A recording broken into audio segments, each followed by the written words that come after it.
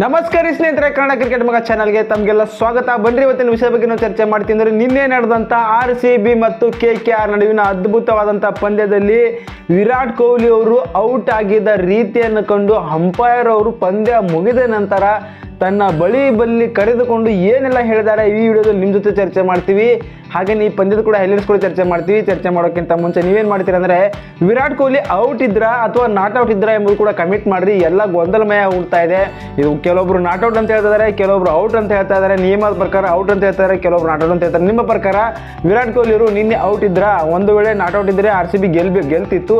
ಆದರೆ ಇವಾಗ RCB 1 ರನ್ಗಳಿಂದಲೇ ಸೋತಿದ್ದಾರೆ. ಮೊದಲ ಬ್ಯಾಟಿಂಗ್ ಮಾಡಿದ KKR ತಂಡದವರು ಸಖತ್ತಾಗಿ ಬ್ಯಾಟಿಂಗ್ ಮಾಡಿದ್ರು. 222 ರನ್ ಮಾಡ್ತಾರೆ.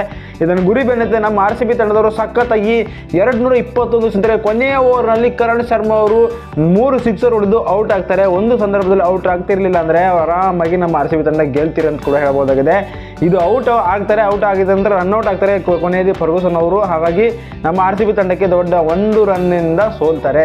ಗೆಲ್ಲುವ ಪಂದ್ಯ ಈ ರೀತಿಯಾಗಿ ನಮ್ಮ RCB ತಂಡದವರು ಸೋತಿದ್ದಾರೆ. ದಿನೇಶ್ ಕಾರ್ತಿಕ್ ಕೈ ಕೊಟ್ಟಿದ್ದಾರೆ. ಇಲ್ಲಿ ಪ್ರಭು ದೇಸಾಯಿ ಹೆಚ್ಚು ಬಾಲ್ ಆಡಿದ್ದಾರೆ. ಮತ್ತೆ ಪಟಿದಾರ್ ಮತ್ತು ವಿಲ್ ಜಾಕ್ಸ್ ಅಂತೂ ಸಖತ್ 50 ಬಂತು ಅವ್ರ ಕಡೆಯಿಂದ. ಇವರಿಬ್ಬರು ಮಾತ್ರ ಸಖತ್ತಾಗಿ ಆಟ ಆಡಿದ್ರು. ಒಂದು ಸಂದರ್ಭದಲ್ಲಿ ಸೋಲು ಸಂದರ್ಭಕ್ಕೆ ಗೆಲ್ಲುವ ಸಂದರ್ಭಕ್ಕೆ ತಂದು ಒಡ್ಡಿದ್ದಂದರೆ ರಜತ್ ಪಟಿದಾರ್ ಮತ್ತು ವಿಲ್ ಜಾಕ್ ಅವರು. ಹಾಗಾಗಿ ನಮ್ಮ RCB ತಂಡ ಈ ರೀತಿಯಾಗಿ ಒಂದು ಸೋಲು ಅನುಭವಿಸಿದೆ. ನಿನ್ನೆ 2 ಪಾಯಿಂಟ್ ಕಳ್ಕೊಂಡಿದ್ದಾರೆ ಆರಾಮಾಗಿ.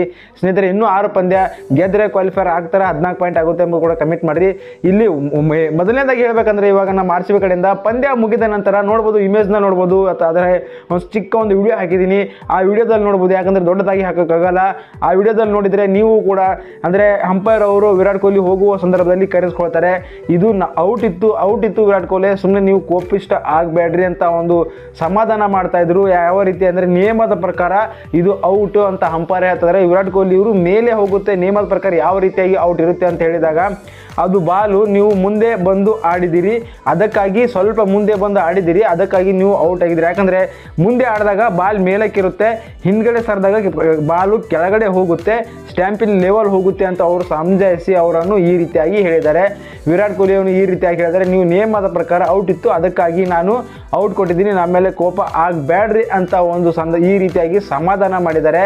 ಸ್ನೇಹಿತರೆ, ನಿಮ್ಮ ಪ್ರಕಾರ ದೊಡ್ಡ ಕ್ರಿಕೆಟಿಗರು ಹೇಳ್ತಾರೆ, ಇರ್ಫಾನ್ ಪಠಾಣ್ ಅವರು ನಾಟ್ ಔಟ್ ಅಂತ ಹೇಳ್ತಾರೆ, ಅಂಬತಿ ರಾಯುಡು ಅವರು ಔಟ್ ಅಂತ ಹೇಳ್ತಾರೆ, ಸುನಿಲ್ ಗವಾಸ್ಕರ್ ಕೂಡ ನಾಟ್ ಔಟ್ ಅಂತ ಹೇಳ್ತಾರೆ.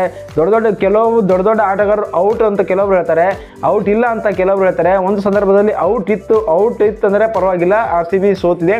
ಒಂದು ಸಂದರ್ಭದಲ್ಲಿ ನಾಟ್ ಔಟ್ ಇತ್ತು ಅಂದರೆ RCB ಆರಾಮಾಗಿ ಗೆಲ್ತಿದ್ರು. ವಿರಾಟ್ ಕೊಹ್ಲಿ ಇನ್ನೂ ಸಖತ್ತಾಗಿ ಆಡ್ತೀರಿ ಅಂತ ಹೇಳ್ಬೋದಾಗಿದೆ.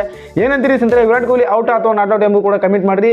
ಈ ರೀತಿಯಾಗಿ ಯಾವ ರೀತಿಯಾಗಿ ಹೇಳಿದ್ರೆ ಅಂದರೆ ಈ ರೀತಿಯಾಗಿ ಅಂಪೈರ್ ಅವರು ಕರೆದುಕೊಂಡು ಹೇಳಿದ್ದಾರೆ.